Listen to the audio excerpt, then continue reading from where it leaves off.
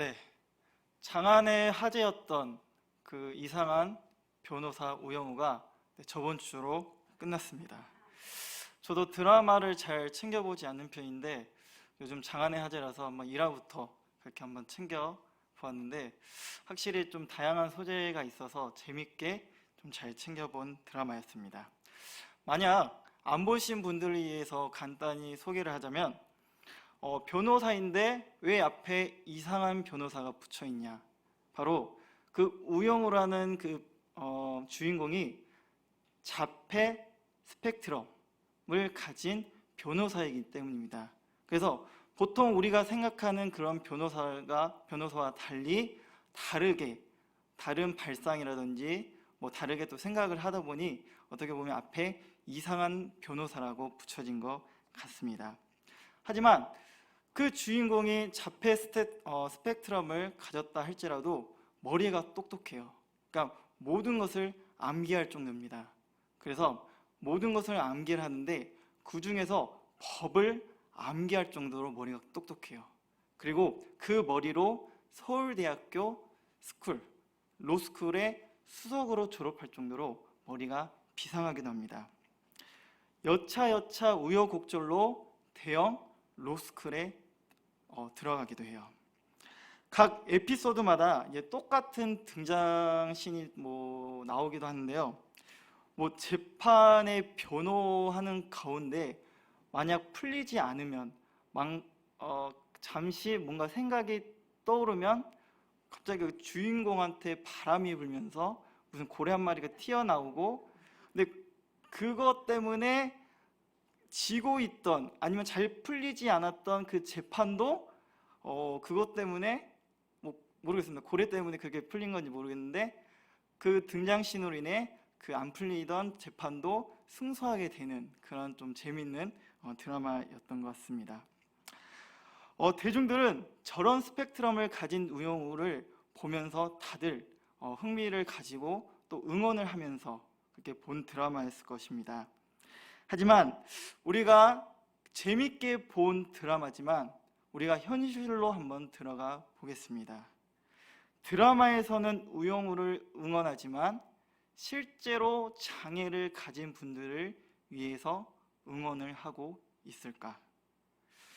장애인분들이 우영우를 보면서 이렇게 말을 했어요.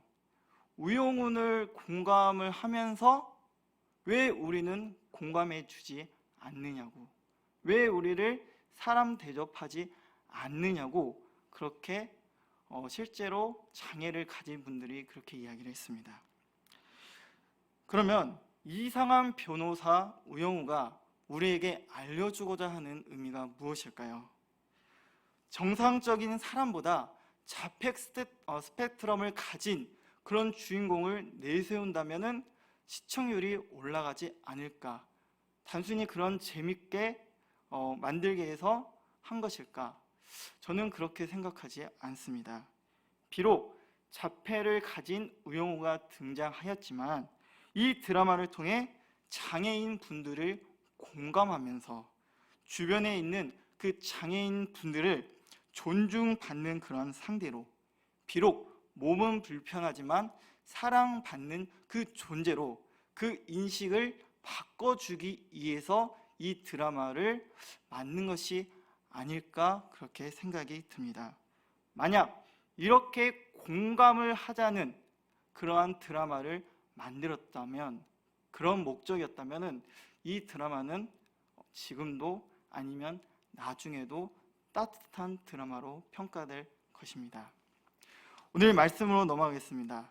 오늘 말씀에서는 그가 시험을 받아 고난을 당하였은즉 시험을 받는 자들을 능히 도우실 수 있느니라, 이렇게 이야기를 하고 있습니다.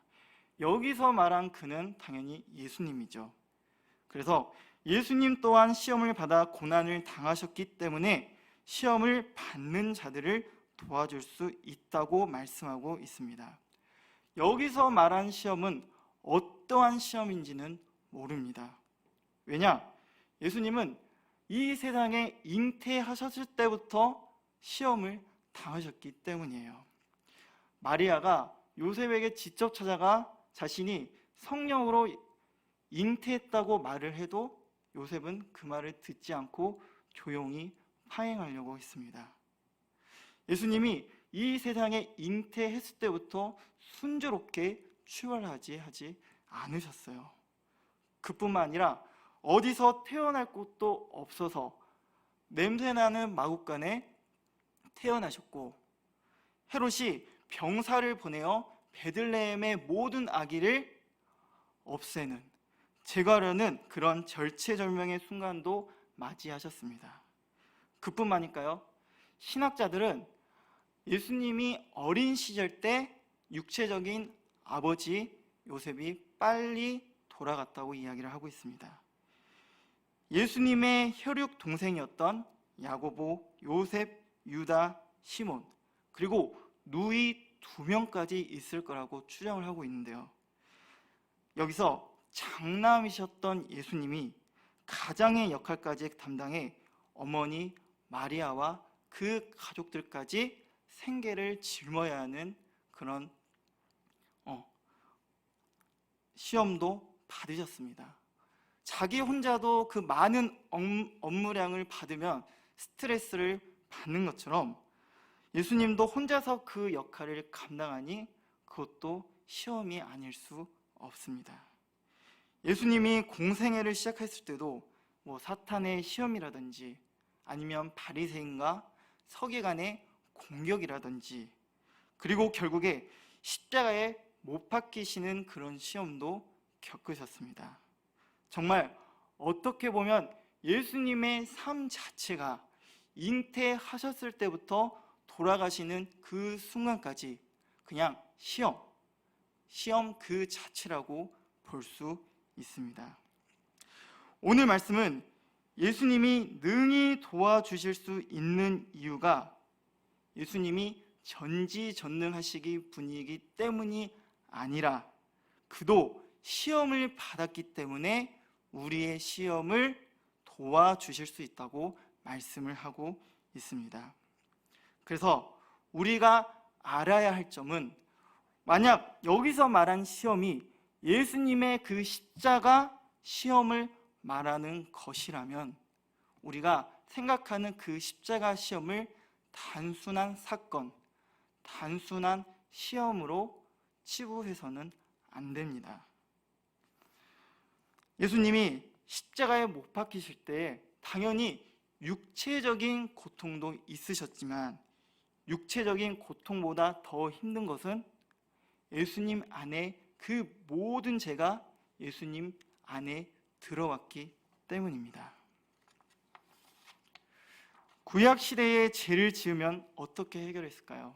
만약 내가 죄를 지었으면은 나를 대신해야 할 그 동물에게 내 죄를 전가시키고 그 동물을 희생시켜서 내 죄를 하나님께 사하는 그러한 제도가 있었습니다. 하지만 그것은 그 구약 시대에서는 내가 죄를 지었을 때는 개인적인 일로, 그리고 한 마리의 동물로 희생을 했죠. 하지만 예수님은 달랐습니다. 예수님은 그 개인의, 그 나의 죄가 아닌 모든 인류의 죄를 담당하시기 위해 이 세상에 오셨습니다. 그뿐만 아니라 그 죄에 수반되는 그런 고난도 함께 짊어지셨어요. 그래서 예수님이 십자가에서 못 박히실 때 육체적인 고통 때문에 힘들어하셨다. 아니, 그것뿐만 아니라 모든 인류의 죄를, 그리고 죄에 수반되는 그런 고난 때문에 예수님이 힘드셨다는 것을 알아야 합니다. 죄를 알지도 못하신 분이 그 죄를 담당하시기 때문에 힘드셨고, 죄에 수반되는 모든 고난도 함께 짊어지시기 위해 그 고통이 더욱 가중되었다는 그런 시험을 받았다는 것을 우리는 알아야 합니다. 예수님이 겪은 시험, 그리고 십자가 시험은 예수님이 그 누구보다 시험과 고난에 대해 알게 되는 그런 계기가 되었습니다. 그러기에 시험을 받는 자들을 그냥 도와주시는 것이 아니라 이미 그것을 겪으셨기 때문에 그 사람이 당하는 그 시험, 그 사람의 상황이라든지 감정이라든지 그런 것을 정확히 아시기 때문에 능히 도와주실 수 있으십니다. 모든 시험과 고난을 겪으셨기에 그 사람의 처한 상황과 감정을 공감하고 계시는 것이죠. 여러분, 그런데 공감은 그리 쉬운 일이 아닙니다. 공감이라는 뜻은 그냥 일반적으로 우리가 알고 있을 때 그 사람의 상황 그리고 그 사람의 기분을 알아가는 것입니다. 근데 그 공감을 영어 단어로 알면은 우리가 더욱 정확히 알 수 있는데요. 영어의 그 공감이 심패시입니다. 심패시. 제가 발음이 안 좋은데 심패시. 근데 앞에 있는 심은 더불어, 뭐와 함께하는 그런 뜻을 가지고 있고요. 패시는 헬라어 파토스라는 그 파토스에서 어원에서 따온 것인데 그 파토스는 감정이라는 뜻입니다. 그래서 우리가 다시 그 심패시를 다시 해석하면은 더불어 느끼는 감정, 함께하는 감정이라고 이야기를 할 수 있어요. 그 사람이 웃을 때 함께 웃어주고, 그 사람이 걱정할 때 같이 걱정해주고, 그 사람이 슬퍼할 때 아니면 눈물을 흘릴 때 같이 울어주고 슬퍼하는 것, 그것이 바로 공감입니다. 반대로 우리가 더불어 함께하지 않는 그런 감정이면은 그것은 공감이라 할 수 없습니다. 예수님의 공생의 시작은 30세로 보고 있습니다. 그런데 성경을 보면서 왜 예수님의 공생애를 30세로 시작했지? 그렇게 생각하신 적 있을까요? 저는 이 설교를 준비하면서나 그 전에서도 왜 하필이면 30이실까? 그 30이라는 무슨 영적인 의미 때문에 하실 수도 있고 어떠한 의미로 그렇게 시작을 하셨을까? 저는 그렇게 한번 생각을 해본 적이 있는데요. 예수님이 이미 12살 때 예루살렘에 있는 그런 율법학자들, 그 박사들이랑 서로 이야기할 정도로, 질문을 말하면 답할 정도로, 그리고 역으로 예수님이 질문할 정도로 그런 충분한 그리고 보통 이상의 지식을 쌓으셨습니다. 당연히 예수님이 인간의 몸으로 오셨지만 하나님으로도 오셨기 때문에 이상한 일도 아닙니다. 그러면 예수님이 12세에 이미 그 율법에 능통하신 분이라면 그때 12살 때 공생애를 시작해도 되지 않았을까? 현재 12세라는 나이가 만약 영재 수준에 들어간다면 고등학교라든지 대학교 수업을 듣습니다. 그리고 그 커리큘럼을 들어서 석사라든지 박사 과정을 따는 사람들도 심심찮게 찾아볼 수 있습니다. 만약 영재 수준에 들어가면은 공부를 배워도 이상하지 않는 모습들이에요. 근데 예수님은 왜 12살 그리고 18년이 지난 후 30세의 공생애를 시작하셨을까? 그것은 아마도 예수님이 인간을 이해하기 위한 시간, 인간을 공감하시기 위한 시간을 알고자 하기 때문일 것 같습니다. 아버지 요셉의 일찍 여이며 가장으로서의 책임과 더불어 예수님은 이 땅에 오신 이유가 바로 인간을 구원하기 위함입니다. 우리가 어떤 행사를 하든지 만약 어디 장소에 가면은 사전 답사가 꼭 필요합니다.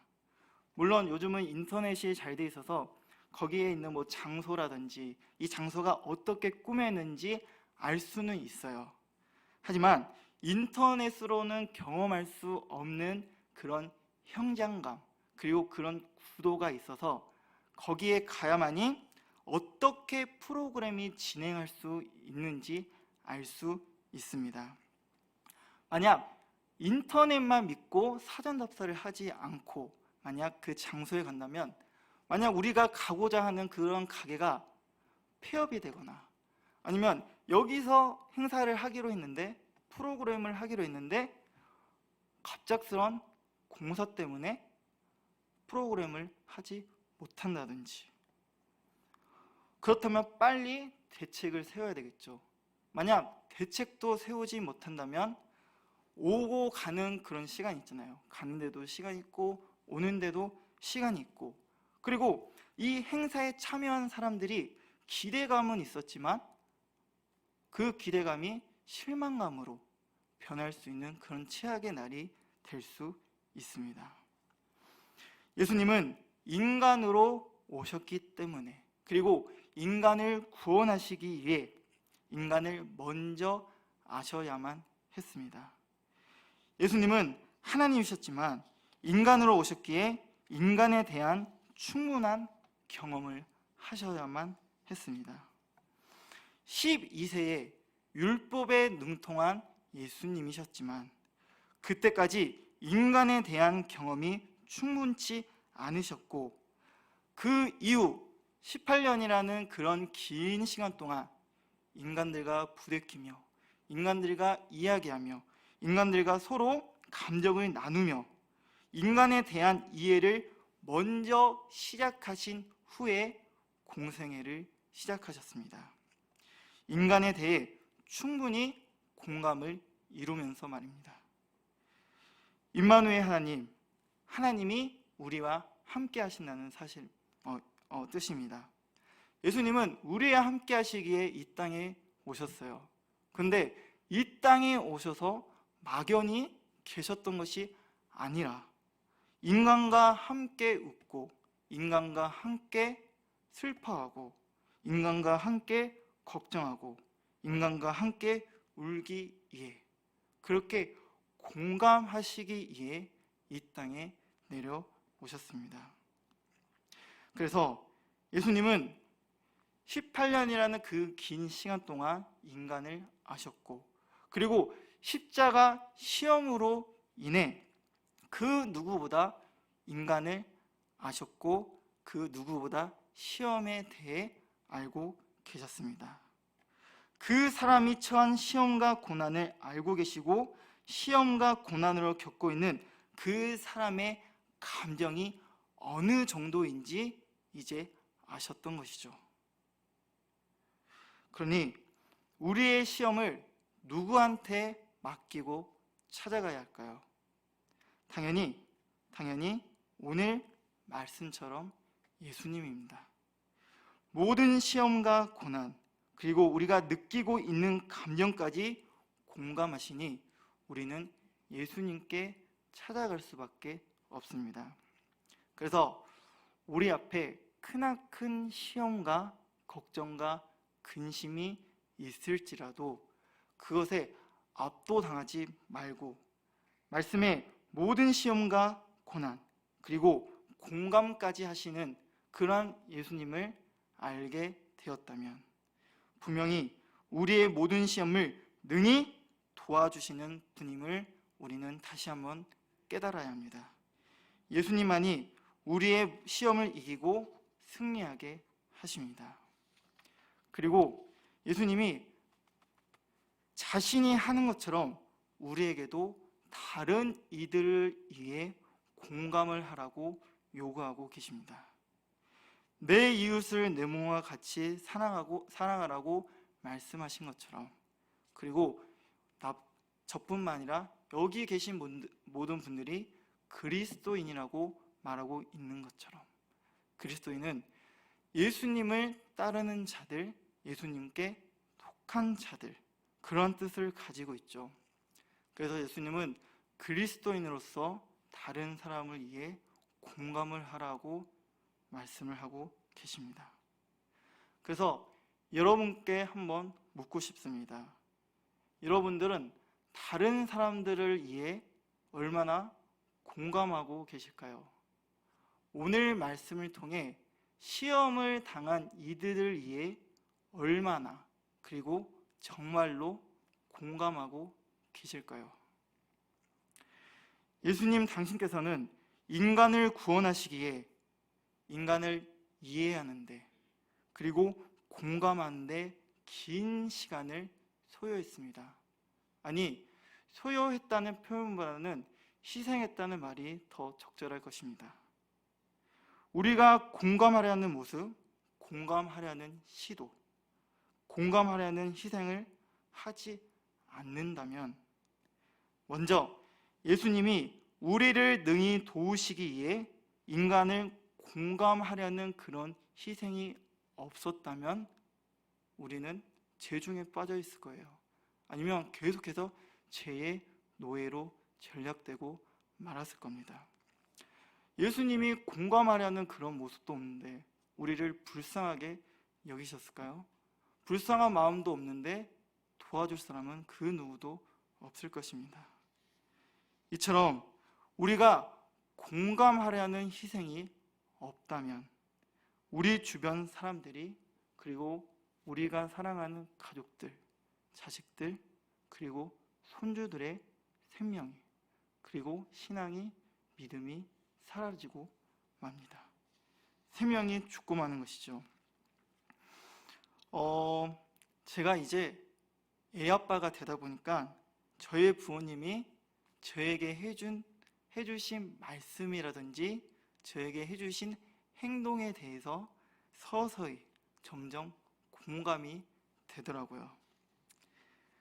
이제 설교를 준비하면서 뭐가 공감이 되었냐면은 저의 삶과 신앙을 위해서 기도해 주신 어머니가 떠올랐습니다.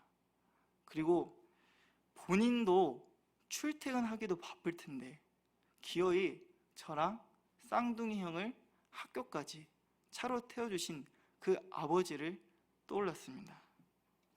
저에게 늘 강했던 부모님이셨지만 군 입대 때 잘 버틸 수 있을지 건강하게 지낼 수 있을지 그 당시 강했던 부모님의 모습 속에 그 군 입대 날에 눈시울을 붉혔던 부모님의 모습이 떠올랐습니다.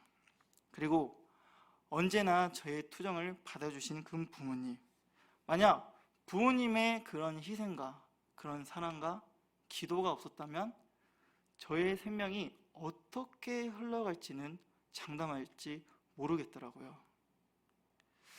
설교를 준비하면서 그 당시를 생각하니 이 모질고 이 어리석은 자식을 위한 그런 부모님의 마음이 공감하기 시작했습니다.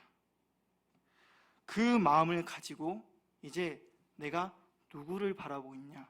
바로 제 사랑스러운 딸 샘물이를 보고 있습니다. 부모님을 공감하며 딸을 바라보니 눈물이 안 나올 수가 없더라고요.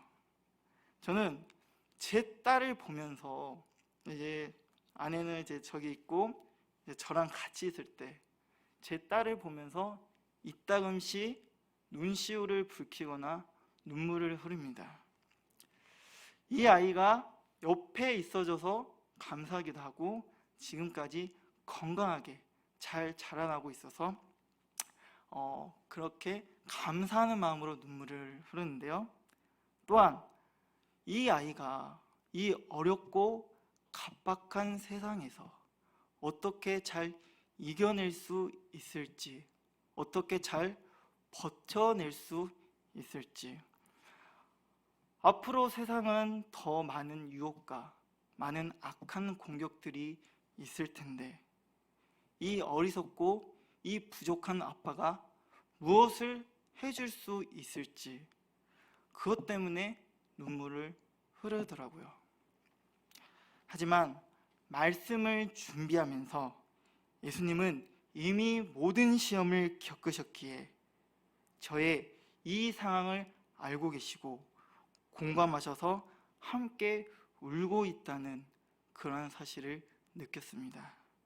그리고 제가 아빠로서 느끼고 그리고 감당해야 할 그런 시험을 이겨낼 수 있도록 인도해 주셨습니다. 공감은 더불어 느끼는 감정, 함께하는 감정입니다. 여러분들이 공감하려는 그런 시도, 공감하려는 그런 희생이 없다면 우리는 더 이상 예수님의 마음을 알 수가 없어요. 내가 예수님의 마음을 알지 못하면 그 빈마음에 뭐가 채워질까요?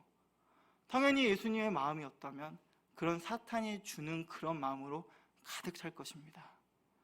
뭐 자신의 이익을 위해서라든지 아니면 사탄이 주는 그런 교만한 마음 때문이라든지 내가 살기도 바쁜데 내가 지금 놀기도 쉬기도 바쁜데 무슨 남을 공감해, 이렇게 생각할 수 있겠지요. 그러면 내가 만약 그렇게 산다면 내 주변에 있는 사람들, 그리고 내가 사랑하는 가족들, 자식들, 손주들, 그들의 생명, 그리고 영적으로 무너지고 사탄들의 공격과 세상의 유혹으로 생명이 꺼져간다는 그런 사실을 알아야 됩니다. 저는 샘물이의 아빠이기도 하지만 하나님의 자녀이기도 합니다. 하나님의 자녀인 저를 나의 아버지가 되어주신 그런 하나님이 오늘 말씀처럼 이정이라는 자의 시험을 능히 도와주시기 위해 먼저 시험을 겪으셨고 인간을 이해하기 위해, 아니 이정의 상황과 감정을 공감하셔서 능히 도와주시고 그곳으로 말미암아 내 생명이 살아나고 그 살아난 생명으로 다시 내 자녀를 살리는데 사용하라고 말씀을 하고 계십니다. 그래서 나를 공감해 주신 주님께, 그리고 내 자녀에게 바라보니 눈물을 아니 흘릴 수 없습니다. 공감한다는 것은, 공감함으로 눈물을 흐르는 것은 어떻게 보면 번거로운 일입니다. 자신의 시간과 다른 것을 희생해야 하니까 말입니다. 하지만 번거로운 일이라 할지라도 공감의 눈물을 흐르는 것은 오늘 말씀처럼 생명을 살린다는 것을 우리는 알아야 합니다. 오늘 말씀을 통해 예수님이 증명해 주셨기 때문입니다. 말씀을 정리합니다.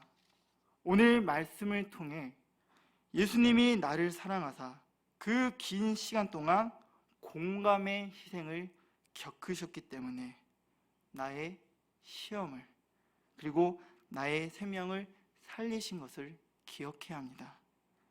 우리에게도 그 공감으로, 아니 그 공감의 눈물의 말씀에 순종해 영적으로 쓰러져 가는 내 이웃들, 내 가족들, 사랑스러운 자식, 손주들의 생명을 살린다는 것을 우리는 기억해야 합니다. 오늘 주신 말씀처럼 예수님처럼 공감하려는 그런 모습, 공감에 희생하려는 모습, 우리가 공감함으로써 눈물을 흘리면 나뿐만 아니라 모든 사람의 생명을 살릴 수 있다는 그러한 사실을 꼭 기억하며 말씀에 순종하는 모든 에바다 성도들 되기를 소망합니다. 우리 함께 기도하겠습니다. 사랑의 주님, 주님께서는 우리의 모든 시험을 능히 도와주시기 위해 당신께서 먼저 시험을 겪은 그런 고난을 겪으셨습니다. 주님, 감사드립니다. 주님으로 인해 말미암아 우리의 모든 상황을 아셨고 모든 감정을 아셨고, 그래서 공감함으로써 우리의 모든 시험과 고난을 능히 이겨내고 승리하고도 남을 정도로 주님께서 크신 은혜를 베풀어 주신 사실에 다시 한번 감사함으로 고백을 드립니다. 주님, 주님께서는 십자가 시험으로, 그리고 18년이라는 그 긴 시간 동안 우리를 이해하시기에 희생하셨습니다.